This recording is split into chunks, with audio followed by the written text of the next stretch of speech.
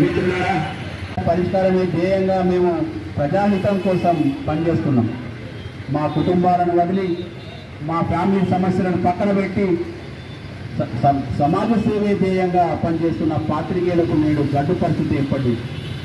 ఇది రాష్ట్రమంతటా ఉంటే మేము రోజు కూర్చుండే వాళ్ళం కాదు. రాష్ట్రంలో, జిల్లాల్లో, మండలంలో చాలా చోట్ల జర్నలిస్ట్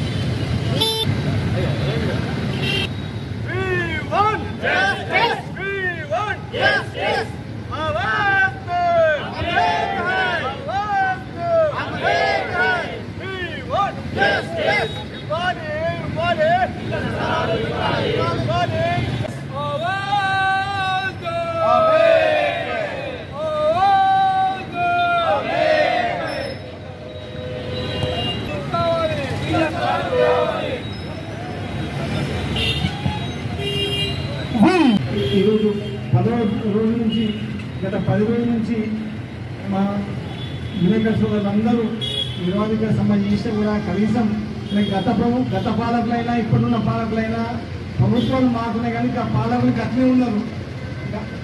మేము గతంలో ఏంటంటే గత ప్రభుత్వాలకు మా ప్రజలకు మీరు వారధిగా ఉండాలి. ఆ వారధిగా అంటే మేము రైతాంగ సమస్యల మీద ఎన్నో సమస్యలుగా కొట్లాడితే ఆ సమస్యలను జగిత్యాల జిల్లాల నుంచి ఎక్కడికో రాష్ట్ర స్థాయిలో తీసుకెళ్ళిన ఘనత ఒక మా విలేకరుల సోదరులకి దక్కుతుంది. ఇక్కడ ఉన్న ఈ విలేకరుల సోదరులు ప్రతి జిల్లాలలో అక్కడక్కడ వాళ్ళకి గత కేటీఆర్ గారైనా అటు హరీష్ రావు గారైనా ఎక్కడైనా వాళ్ళకు విలేకరులకు అక్కడ స్థలాలు ఇచ్చారు. గత ప్రభుత్వాలు కూడా వీళ్ళు చెప్పి ఇస్తామని చెప్పారు. మరి ఇవాళ ఏమైంది? మరి పాలకులు మారినంత మాత్రం మేము కూడా గట్లే చేస్తారా? నేను అట్లే చేస్తే మాత్రం మేము రైతాంగం అందరం ఈ జిల్లా రైతు సంఘం తరఫున ఒకటే విలపిస్తున్నాం. మేమంతా ఏకమై వీళ్ళకు మా విలేకరుల సోదరులకు మేము వెన్నంటూ ఉండి వాళ్ళకి మద్దతుగా పెద్ద ఎత్తున ర్యాలీ కూడా నిర్వర్తిస్తామని మీకు తెలియజేస్తున్నాం.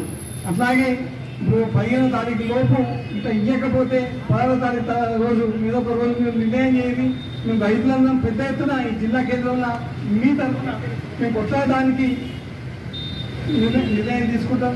ఎందుకంటే ఈ ఒక్కసారి కూడా ఈ ఒక డెడ్ లైన్ ఉంటుంది. ఆ డెడ్ లైన్లో మీరు ఇవ్వకపోతే మాత్రం మేము మా రైతాంగం తరఫున ప్రతి ఒక్కరం పాల్గొంటాం.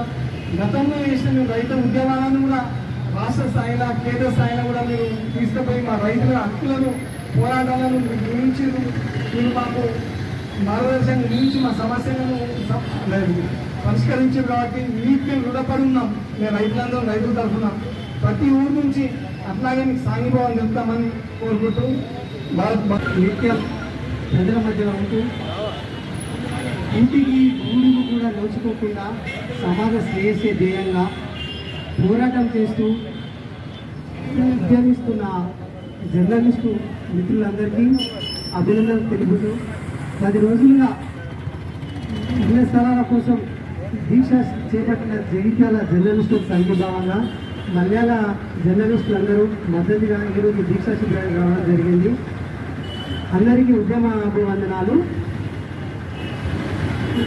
ప్రతిసారి కూడా జర్నలిస్టులు అన్ని రకాలుగా మోసపోతుందని చెప్పడానికి నాకు ఎటువంటి సందేహం లేదు. ఎందుకంటే మనం నిత్యం ప్రజల మధ్యలో ఉంటూ ప్రజల సమస్యలు ప్రభుత్వ దృష్టిగా తీసుకెళ్తూ రాజకీయ నాయకులకు నిత్యం అందుబాటులో ఉంటూ వాళ్ళ వార్తలే లక్ష్యంగా రాత్రి భావాలనుకుంటూ కష్టపడుతూ రాస్తూ కూడా కనీసం ఎవరు కూడా మనకు సపోర్టుగా లేకుండా ఇస్తామని చెప్పుకుంటూనే వెనుకడు వేస్తూ మనకు ఇళ్ల స్థలాలు ఇవ్వడంలో నిర్లక్ష్యం వహిస్తున్నారు.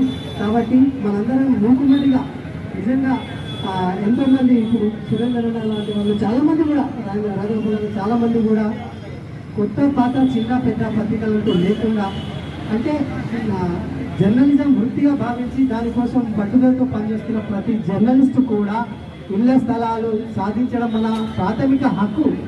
ఎందుకంటే మనకు ఇంతకంటే ఎక్కువ సాధించేది ఏం లేదు. మనం వ్యక్తిగతంగా ఎక్కడ కూడా ఎటువంటి లబ్ధి లేదు. మనం కేవలం మన సంస్థ టార్గెట్లకు అనుగుణంగా పనిచేయాల్సిన పరిస్థితి ఉన్నది. సో కనీసం వ్యక్తిగతంగా మనం లబ్ధి పొందేది ఏకైక లబ్ధి ఇళ్ల స్థలాలని నేను భావిస్తున్నా. కాబట్టి ప్రతి ఒక్కరు మనం ఈ ఇళ్ల స్థలాలు కేటాయించే వరకు ఈ దీక్ష శిబిరాన్ని మన తెలంగాణ ఉద్యమంలో సుల్తానాబాద్లో మొట్టమొదటిసారి రాష్ట్ర వ్యాప్తంగా కంటిన్యూగా సంవత్సరానికి పైగా నిర్వహించినట్టు మనం కూడా ఈ దీక్ష శిబిరాన్ని సంవత్సరమైనా సరే ఎంతైనా సరే అందరూ దిగి వచ్చి మనకు సపోర్ట్ చేసి ఇస్తామని చెప్పేసి మనకు హామీ ఇచ్చి ఇక్కడే మనకు అందరికీ ఒక భరోసా ఇచ్చినప్పుడు మాత్రమే మనం దీక్ష విరమించుకోవాలని నేను భావిస్తున్నా. అప్పటి వరకు జర్నలిస్ట్ అందరం ఐక్యంగా ఉంటూ ఒకరికొకరికి తోడుగా నిలుస్తూ మన హక్కులు సాధించే వారు పోరాటం చేద్దామని చెప్తున్నాను. Thank you. జై హింద్, జై కామ్రేడ్. ఇకపోతే మిత్రులారా, మా సమస్యలు వీళ్లకు అరణ్య రోజులుగా వినిపిస్తున్నాయి కావచ్చు. ఎవరైనా నెట్లో గూగుల్లో టచ్ చేయండి.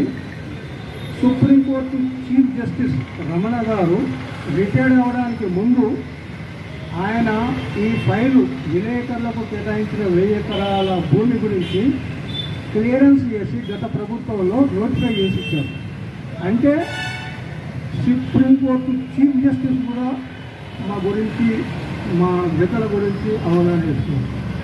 రెండవ అంశం, గత ప్రభుత్వంలో జీవోలు లేవు. అంతకుముందు ప్రభుత్వంలో అక్రిడేటెడ్ కరస్పాండెంట్ ఎక్కడైనా హౌస్ సైట్స్ ఇవ్వచ్చు అనే ఒక జీవోలు ఉన్నాయి. ఆ జీవోలు మీరు నెట్లో కొడితే అందరికీ ఏర్పడుతుంది. సమస్య ఏమిటంటే చాలామంది అనుకుంటున్నారు, ఇది అనుకుంటున్నామని. మేము పాత్రికేయులము ఈ నాయకులకు, ఈ ప్రజాప్రతినిధులకు వార్తలు రాయడం కాదు. మేము సమాజంలో ఉపాధ్యాయులు గౌరవిస్తాం. అరే వీళ్ళు స్కూల్లో ఎడ్యుకేషన్ చేస్తాను, టీచర్లు బుద్ధివిద్యులు చెప్తాను అనుకుంటాం.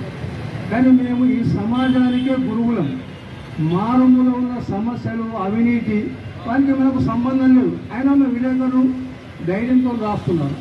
బాధితులు మేమవుతున్నాం, లాభక్కులు వాళ్ళు అవుతున్నారు. అంటే మీరు అర్థం చేసుకోండి, మేము ఈ సమాజానికి ఎన్లైట్ చేసుకుంటూ ఒక పద్ధతి, ఒక మార్గదర్శనం అందిస్తున్నాం. అంటే మేము గురువుల కంటే మించిన గురువులం. ఇది